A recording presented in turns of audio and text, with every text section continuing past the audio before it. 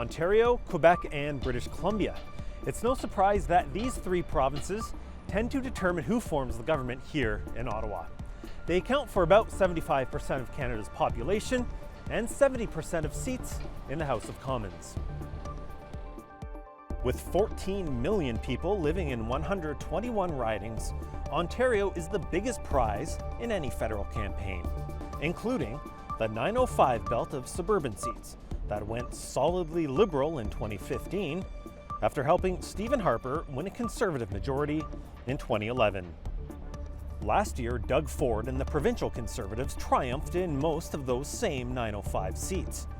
But how will his government's slide in popularity affect Andrew Scheer's campaign, as Ontario voters look to healthcare, the economy, and the cost of living as their top issues? And then there's Quebec and its 78 seats.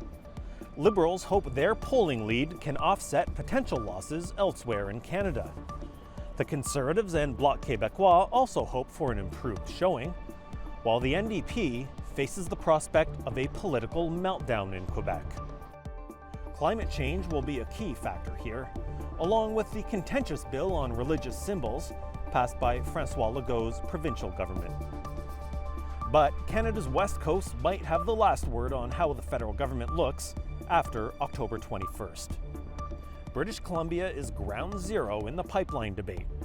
It's where Justin Trudeau will again have to defend Liberal support for the Trans Mountain project in the face of local opposition and a fresh wave of court challenges.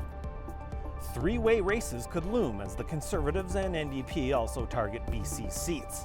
And don't forget about Elizabeth May and the Green Party, buoyed by improved poll numbers and its role supporting BC's provincial government. Finally, consider this as the campaign unfolds. In 2015, there were 78 ridings decided by 5% or less. Most of those ridings were in those key provinces of Ontario, Quebec, and British Columbia. The Liberals won nearly half of those ridings, with the Conservatives taking 19 and the Bloc Québécois 6. The NDP won 17 of these close races, representing nearly 40% of the party's seats.